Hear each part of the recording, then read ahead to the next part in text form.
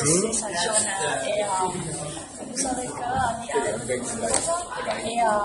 collèges de management de l'Université McGill soutiennent un projet de voyage en coupe électrique de Bangkok à Toulouse, imaginé par 3 étudiants de grades. Et ça m'intéresse beaucoup parce que à partir du 1er juillet, les motos seront interdits sur notre campus pour diminuer la pollution de l'air. Et beaucoup d'étudiants seront obligés de circuler à vélo. Et ça, je pense que ça, c'est très intéressant dans ce domaine de numérique. Et il y a à la coopération franco-thaï. Est-ce que pourriez-vous nous parler de la coopération franco-thaï dans ce domaine? Alors d'abord, avant de répondre, félicitations pour votre français. Merci beaucoup. Excellent. Vous avez parlé sans faute du tout, donc bravo. Merci beaucoup. Pour répondre à votre question, c'est un projet que j'ai découvert récemment. Ils sont 2 jeunes gens, c'est ça? 2 d'ici et un qui est encore en France. Voilà, ils sont 3. Alors les 3 jeunes gens nous ont fait part de leur projet, effectivement, de rallier Bangkok à Toulouse avec un tuk-tuk propulsé à l'électricité.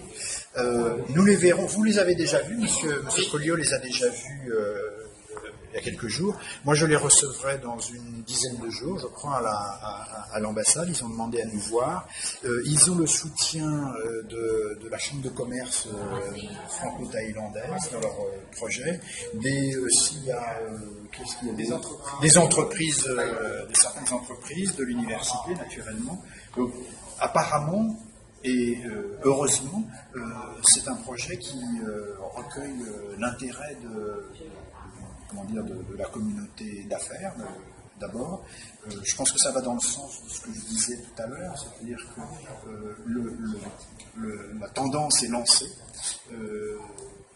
Les entreprises, les universités ont bien compris qu'il y avait un vrai défi à relever.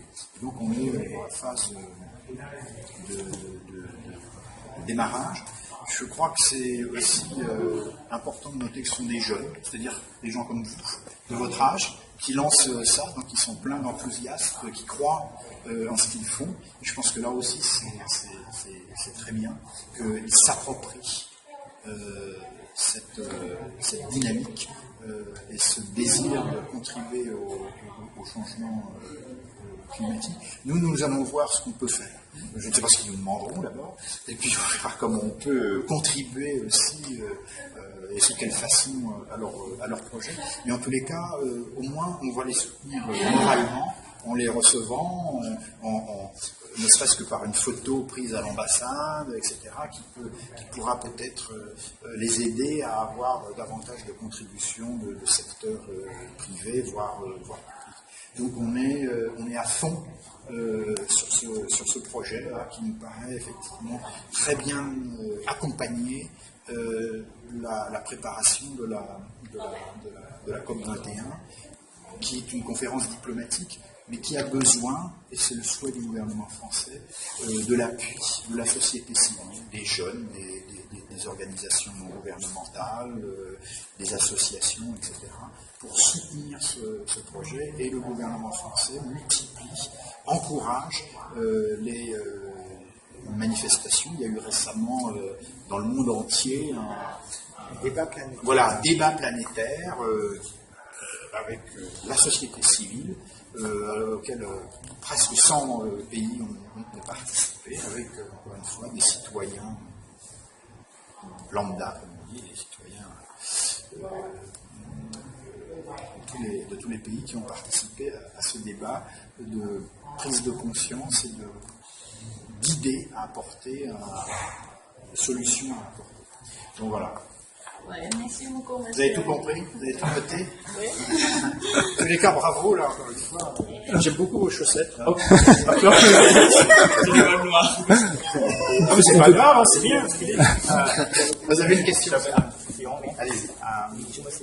Bonjour. Pour les étudiants et les professeurs de la session de français qui n'ont pas pu assister à votre conférence en anglais, oui, pourriez-vous résumer le sujet de votre conférence En français? Oui, en 3 mots. En 3 mots? Je dirais... Et nous expliquer... en 3 mots aussi? Oui, et nous expliquer pourquoi ces mots sont importants aussi. Alors, je dirais présentation,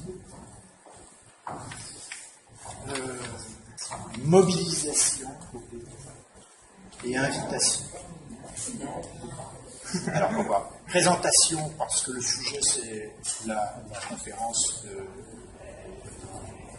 des parties COP21, COP21. C'est une conférence diplomatique qui va réunir des négociateurs qui représentent des pays, des gouvernements. Donc, qu'est-ce que c'est que cette conférence? Qu'est-ce qu'on en attend? Qu'est-ce que la France, qui est le pays organisateur, attend de cette conférence? Mobilisation, c'est la raison de ma présence ici. C'est-à-dire expliquer à la société civile, en l'espèce à des étudiants, à des professeurs, ce qu'est cette conférence, et donc vous sensibiliser, vous dire, vous êtes aussi des acteurs, donc n'hésitez pas à apporter vos contributions. Et une invitation, c'est, il ne faut pas attendre la conférence pour agir. Donc on vous invite à, dès maintenant, quand on va sortir, à montrer que vous êtes conscient de l'enjeu et que vous êtes désireux de contribuer aussi à la préservation de l'environnement, à changer nos modes de production, de consommation,